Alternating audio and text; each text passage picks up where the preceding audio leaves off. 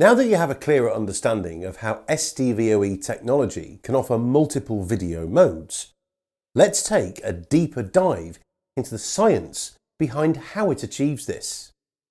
This course will use the codec triangle to explain exactly how SDVoE is the matrix transformed, giving you a much clearer understanding of the relationship between bandwidth, latency and quality.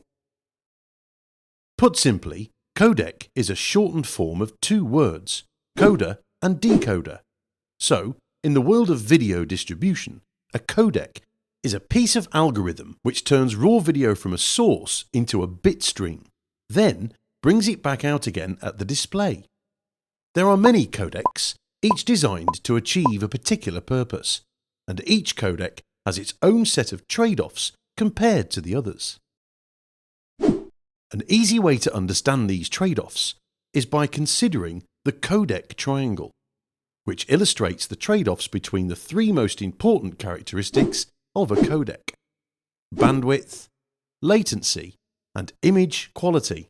Achieving lower bandwidth without significantly impacting quality requires more sophisticated algorithms. These take longer to run, so latency goes up. Keeping latency low and quality high means compressing less, so bandwidth goes up. Streaming a low latency video stream with low bandwidth has a drastic effect on the quality. Bandwidth is the amount of data consumed by the encoded stream and is measured in megabits per second or gigabits per second. Quality is how similar the pre-codec and post-codec images look. Latency is how much time passes between an image being fed into the encoder and the same image being displayed on a display after being decoded.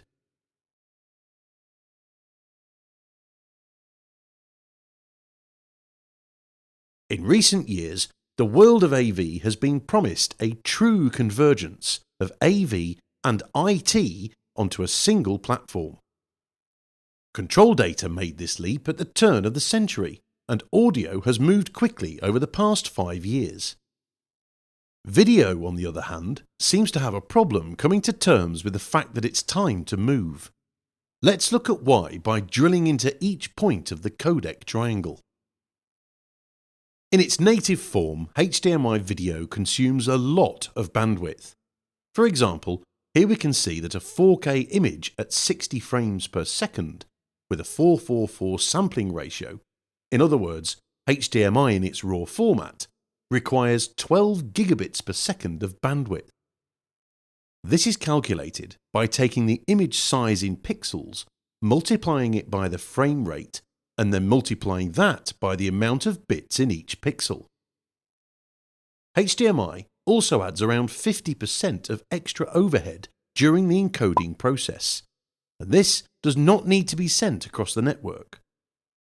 This is why the bandwidth calculation is 12 gigabits per second rather than the 18 gigabits per second which many people are familiar with.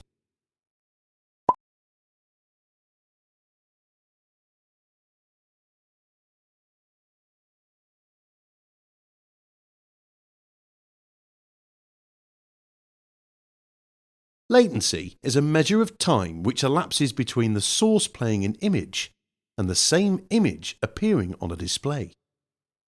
Latency is calculated by adding the sum of the codec and the transport together. Network transport is typically less than 1 millisecond, so it's safe to suggest network switches don't add any latency. However, a typical video codec latency is at least 100 milliseconds. Various studies suggest that visibly noticeable latency is around 50 milliseconds, so for those critical applications where zero latency matters, this starts to become an issue when the codec is unable to provide the required video resolution with less than 50 milliseconds of latency. On top of this, most screens will also add around 30 milliseconds of latency to whatever they receive.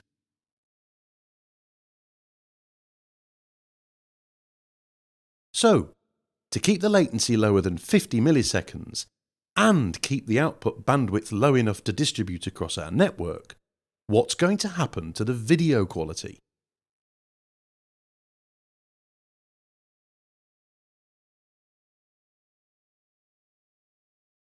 Take a look at this image. It's clear to see how the quality of the image is affected when a codec compresses the bandwidth too much. Here you can see blurring as a result of compression, and the larger the display, the more problematic this compression becomes. Everything is magnified, so what looks okay on a codec engineer's 24-inch desktop monitor may not be acceptable when blown up to a 10-meter wide screen. Let's go back to the codec triangle. In an ideal world, the codec would encode the video in such a way that the latency levels are as low as possible. The bandwidth usage would be low enough to fit through the network switch, and yet the quality of the video on the display would remain as clear as the quality of the original video from the source. It's time to check out the codec options. The simplest codec is called intraframe, meaning one frame at a time. Here, a single frame of video is compressed as a still image and then sent. An alternative is the interframe codec, which uses more complex algorithms to compress multiple frames at a time. This works well because often a frame of video is very similar to the frame before, so there's no need to resend the same data. Interframe codecs like these can use much less bandwidth by achieving extremely high compression rates and yet maintaining a reasonable quality. However, this is all done at the cost of significantly high latency. The new class of codecs are called pixel pipeline. These codecs leverage the fact that HDMI video and 10 gig Ethernet are very close in data rate. So the pixel pipeline codecs are designed to enable matrix switch performance. Rather than wait on an entire frame of video, it starts encoding a few lines at a time. This totally minimizes latency to a few lines, equating to only a few hundredths of a millisecond. The codec used by SDVoE only compresses at a tiny reduction ratio of 1.3 to 1. In comparison, an H.264 codec gets a massive reduction ratio of around 200 to 1. At this low rate of compression, the latency of SDVoE's codec works out at 10 lines of video at 4K 60, which is just 0.07 milliseconds. With such a low reduction ratio, SDVoE quality is outstanding, thanks to a reduction of around 25% of the data rate, compared to 92% in an MJPEG system and up to 99.5% in a typical H.264 equivalent. SDVoE is also focused on the real-world scenario of AV and IT convergence. The pixel pipeline codec that it uses does compress slightly more than required for 10 gig to ensure the output bandwidth is always less than 9 gigabits per second, leaving at least 1 gigabit per second for data traffic. The result is that SDVoE compression is mathematically lossless for most video content, marking its position on the codec triangle as the closest to HDMI itself. SDVoE is transforming the matrix switch by delivering HDMI class performance on a flexible Ethernet network.